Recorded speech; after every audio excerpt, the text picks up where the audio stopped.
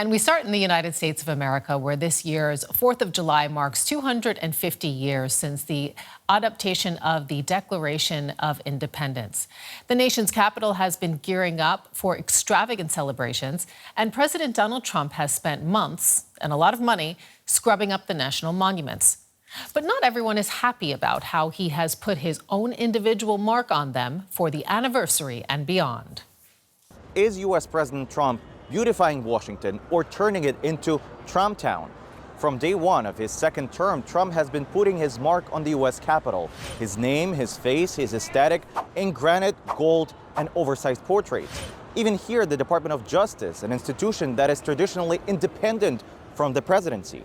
It started with the White House, the Rose Garden paved over, the Oval Office filled with gilded decor, and I've been inside during previous administrations and the difference is striking. Then the entire East Wing came down for a new ballroom. According to a Washington Post investigation, the price tag has risen from $200 million to $600 million. And despite Trump's promise it'd be taxpayer-free, U.S. Democrats say the American people will end up footing half the bill. A similar story played out here at the Lincoln Memorial Reflecting Pool, one of the biggest newsmakers in D.C. these days. What the president introduced in April as a $1.5 million project quietly ballooned to over $14 million. And instead of the American flag blue he promised, the water turned green. It's filled with algae. It's green, obviously. If you don't cure the algae problem, what does it matter what color it is underneath? Well, look around. We've got a green reflecting pool. We've got a mess at the Kennedy Center. We've got all sorts of river projects that are incomplete. Then there is Trump's plan to build a massive arch between the Lincoln Memorial and Arlington National Cemetery. Construction hasn't started yet because of congressional and legal hurdles, such as a lawsuit by Vietnam veterans who say it disrespects those buried at Arlington. Plenty of pushback, but not for every project. Some people told us they were happy that a local park and the fountains were restored. I'm not a big fan of the president, but he has done some good things in terms of beautifying the city, and I bike a lot, and I've ridden around to some of the fountains that have been restored, and they're actually pretty beautiful. Let's zoom out of D.C. for a moment, because the president also has plans to put his name and face on national currency and documents, including passports, dollar bills, and gold coins. Critics say Donald Trump is blurring the line between national commemoration and personal branding. Others accuse him of vanity and behaving like an autocratic leader. He's not a king, so he's a president, so it's not appropriate. A federal judge ruled accordingly, ordering that Trump's name must be removed from Washington's famous Opera House. From the Kennedy Center and the new ballroom to Donald Trump's face decorating the Department of Justice, controversy surrounds the majority of the president's makeover. And let's bring in political scientist Scott Lucas, who's joining us from University College Dublin. Scott, Washington's monuments traditionally commemorate the nation and its history rather than individual presidents while they are still in office. To what extent has Trump upended that tradition? Oh, he's not only upended it, he has ripped it apart and he's stomped on it, almost symbolized by his destruction of part of the White House. This may be America's 250th birthday, but for Trump, this is an ego fest. Whether you talk about the planned White House ballroom, whether you talk about his attempt to put his name on the Kennedy Center for the Performing Arts, now blocked by a judge, whether you talk about the reflecting pool that doesn't reflect, whether you talk about the arch that's going to be bigger than the Arc de Triomphe, or even this morning his AI image of a giant golden eagle on the White House balcony. Well, there used to be a French phrase, I believe, called "the state, it is me." America's 250th birthday, for Donald, it is him. I mean, you know, we're talking about Trump here, but ultimately this anniversary is about 250 years of American independence. How significant is this moment for the United States politically? Well, it should be a celebration of America, which is a flawed country, but a country which has espoused values, which had, for many people, has enabled them to live lives, to progress, to build families, to build communities. I can remember in 1976, I'm that old, when, despite the fact that we were coming out of Watergate, coming out of Vietnam, we were in the middle of what was called stagflation, inflation and unemployment at the same time, there still was a celebration which was about the community. It was about America. It wasn't Republican or Democrat, right or left.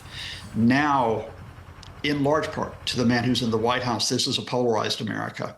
So his celebrations for him will not be accepted by many Americans who question what he's doing, whereas the celebrations that many Americans partake at the local and state level will not be accepted by the Trumpists because they don't pay enough, well, what they would consider to be respect, a term I use with quotes, to the current man in the Oval Office. And perhaps also interestingly, and just to put this into context, I mean, I think what you're articulating there is the acceleration of the strength of the American presidency. But this is something that has also been going on in past administrations and is not really terribly controversial and is indeed well documented. But just to follow up on my line of questioning about the U.S. Constitution and the strength of American democracy today, this is a document that was supposed to be adaptable, that was supposed to follow into modern times. But, you know, there are articles which, you know, still are quite controversial, which are debatable. I'm thinking, you know, for example, about the right to bear arms. Do you think that this is indeed the document that has adopted to modern times? How would you assess its success in that regard? No. First of all, let me just talk quickly about that notion. Yeah, the power of the presidency has expanded over the past century.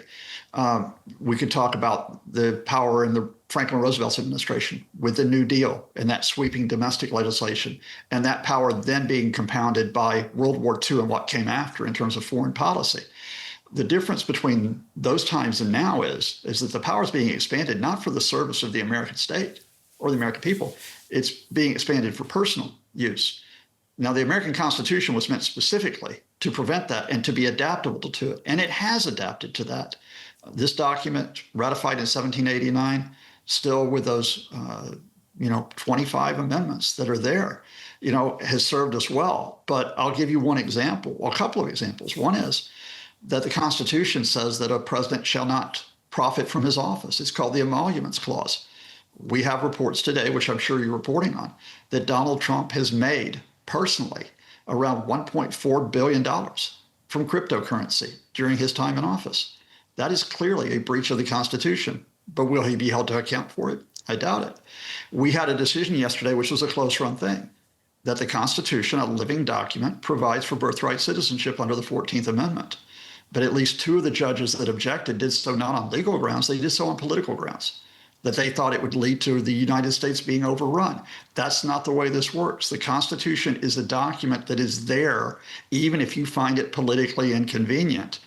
But that brings us to the heart of the Trump project. What he and his inner circle find inconvenient is not to be observed, not to be upheld. That Constitution is to be set aside. Scott Lucas, thank you so much for joining us to share that view and perspective on this anniversary. We appreciate it. Thank you. Max Boot is a historian, best-selling author and foreign policy analyst. He's the Jean J. Kirkpatrick Senior Fellow for National Security Studies at the Council on Foreign Relations and a weekly columnist for The Washington Post. Welcome to The Day. Where are you on Donald Trump's Washington projects? City beautification or personal branding? I think it's a massive diversion from the real problems confronting this country. I don't think anybody in America other than Donald Trump looks around and says, the problem with America today is that we don't have enough monuments in Washington or that we don't have enough gold gilt in the Oval Office. I think people are confronting real issues like affordability, like high gas prices, and in fact, the assaults on immigration and American values and the rule of law. Those are the problems we face. As well as a war with Iran that may or may not be over, and many other challenges. And yet Donald Trump is not focused on any of that. He's focused on trying to build monuments essentially to himself in Washington. And that's the kind of thing that we're not used to in this country. It's the kind of thing you expect in a place like Turkmenistan, not in the United States of America. And it's unfortunate that we have a president who's obsessed with glorifying himself rather than serving the country he was elected to lead. You see, this is clearly a president who can do, who believes he can do lots of things all at the same time. This is a president who came into office in his second term, firing on all cylinders and doing all sorts of things in all sorts of different directions. He says this is about restoring beauty, order and pride to the capital while he's doing all these other things. You say it's self-aggrandizement. Well, it clearly is self-aggrandizement. I truly don't know anybody who hasn't drunk the MAGA Kool-Aid who possibly thinks that Trump is in fact beautifying Washington. I mean, what he's done just to the White House is appalling, where he's put all this gold all over the Oval Office. He's torn down the East Wing. It's basically a giant construction site. He's destroyed a large section of the White House lawn, which is where they had the UFC fight that he hosted a few weeks ago. So this is not making things more beautiful. This is trying to leave monuments to the Trump presidency. And unfortunately, I think he will fail, because even if he gets a lot of these things built, I suspect a lot of them will be taken down by the first Democratic president to take office. I mean, that's why past presidents haven't done this, because it really requires support in Congress. It requires bipartisan consensus, and Trump is ignoring all that and just going out and destroying things like the East Wing and trying to build without any consultation with lawmakers. Really, and you think that this goes beyond just a taste? You think that there is more significance to that? Because for the non-Americans watching, you look at this and say, okay, we don't like it, it's a bit gaudy, but so what? Why does it matter? Well, I mean, I'm not going to pretend that it matters more than things like the Iran war. Those are obviously more important to the world, or to the frayed U.S. relations with our friends in Europe and the NATO alliance. Those things are definitely more significant. But I think what Trump is doing in Washington also matters, because it's a sign of where his head is. And it's really all about glorifying himself. He's doing it in part by taking money from shady donors and handing out no-bid contracts to his cronies. And often what he's doing is failing. I mean, we have this giant rubble pile where the East Wing was, or his attempt to beautify the reflecting pool backfired and resulted in ugly algae, which he then fancifully blamed on vandals. So I think, this is not necessarily the biggest problem America faces, but it is symbolic of the problems that we face, which is that Trump is not doing what a normal president should be doing, which is focusing on the welfare of the country he was elected to lead. Where do you think this sort of presidential self-aggrandizement fits into the broader picture of what you've called the corrosion of conservative norms by this Republican Party? I mean, it seems like more of a monarchist party today than a Republican Party. I mean, a Republican Party should not be all about glorifying the president and turning him into a veritable king, which is how Trump is acting, because he ignores Congress, rules by executive order, and tries to erode American democracy. So it's very sad for me to see that so few Republicans are willing to stand up to him, because they're terrified that he will intervene in their primaries and they will lose office. But they're losing sight of why they, in fact, were elected to office in the first place. Republicans talk a lot about upholding the Constitution, but too often they're ignoring the Constitution, the rule of law, to make excuses for President Trump. You've written a major biography of Ronald Reagan, another president who understood image and performance. Do the two stand comparison when you look at their approaches to what you might call American myth-making? Well, there are certainly some continuities between the Reagan presidency and the Trump presidency. In 1980, Ronald Reagan even used the slogan, "Make America Great Again." But I think the differences are greater than the similarities, because Ronald Reagan was a unassuming person. He was not an egomaniac. He was not somebody who was all about glorifying himself.